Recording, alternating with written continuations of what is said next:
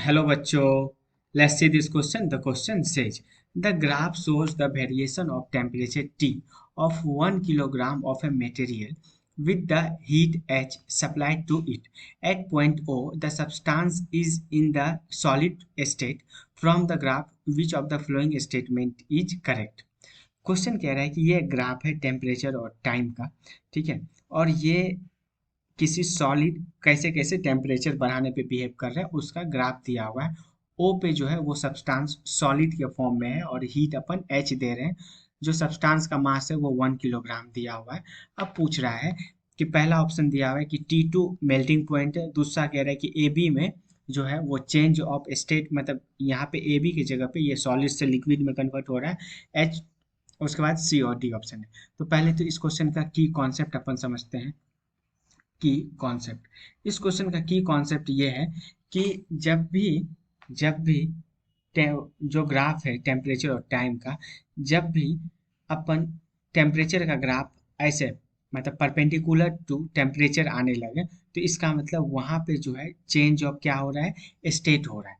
ठीक है, तो देखो यहाँ पे सॉलिड स्टेट में था, उसके बाद ये जैसे जैसे ऊपर बढ़ रहा है और यहाँ पे आने के बाद ये ग्राफ क्या हो रहा है, टेम्परेचर के परपेंडिकुलर हो जा रहा है। तो इसका मतलब इसका मेल्टिंग पॉइंट जो है ना वो T1 है, और यहाँ से यहाँ के बीच में ये दिखा रहा है कि ये ग्राफ मतलब ये जो है H2 - H1 ये सॉलिड से लिक्विड में कन्वर्ट हो रहा है। तो देखो जीरो, अपन क्या करेंगे, ए से बी क्या है, ए से बी में ये सॉलिड से लिक्विड में कन्वर्ट हो रहा है, सॉलिड टू लिक्विड में कन्वर्ट हो रहा है, राइट।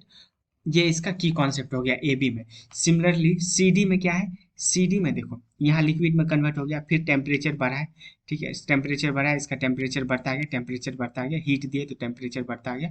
उसके बाद यहाँ आया, फिर से ये टेम्परेचर पे जो है परपेंडिकुलर आया, तो इसका मतलब ये फिर से चेंज ऑफ स्टेट में जा रहा है और यहाँ पे ये लिक्विड से वेपर फॉर्म में जा रहा है। तो सी डी में क्या हो रहा है, सी डी में हो रहा है लिक्विड टू वेपर। इसका की कॉन्सेप्ट है ये दो, ठीक है। ए बी के अंदर ये सॉलिड से लिक्विड में जा रहा है और सी डी में ये क्या आ जा रहा है, लिक्विड टू वेपर।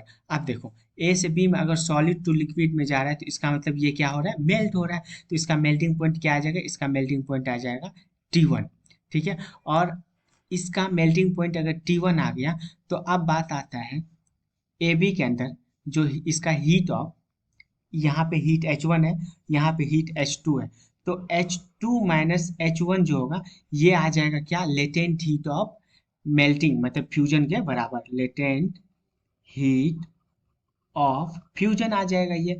सिमिलरली देखो, सिमिलरली यहाँ पे सी डी में क्या हो रहा है, सी डी में हो रहा है ये लिक्विड से वेपर में कन्वर्ट हो रहा है। तो इसका मतलब ये इसका बॉइलिंग पॉइंट क्या आ जाएगा, इसका बॉइलिंग पॉइंट आ जाएगा T2, ठीक है।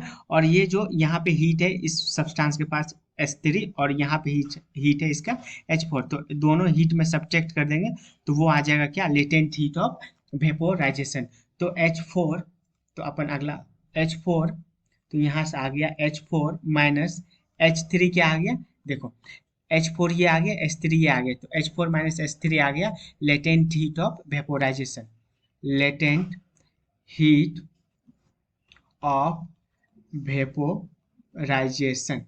तो बेसिकली इस क्वेश्चन का की कॉन्सेप्ट ये था कि ए से बी में ये ग्राफ सॉलिड से लिक्विड में जा रहा है और सी से डी में ये सब्सटेंस लिक्विड से वेपर में जा रहा है। तो इस बेसिस पे अपन T1 को क्या कह दिए, T1 को जो है इस बेसिस पे अपन मेल्टिंग पॉइंट कह दिए और T2 को जो है अपन बॉइलिंग पॉइंट कह दिए। H2 - H1 जो है उसको लेटेंट हीट ऑफ फ्यूजन और H4 - H3 को लेटेंट हीट ऑफ वेपोराइजेशन कह दिए।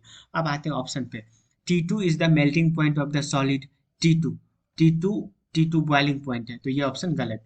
ए B represent the change of state from solid to liquid, solid to liquid, हाँ ए बी सॉलिड से लिक्विड, ये ऑप्शन सही है। ऑप्शन सी देखते हैं, H2 + H1 represent the latent heat of fusion of the substance, नहीं H2 - H1 होगा, तो ये ऑप्शन गलत है।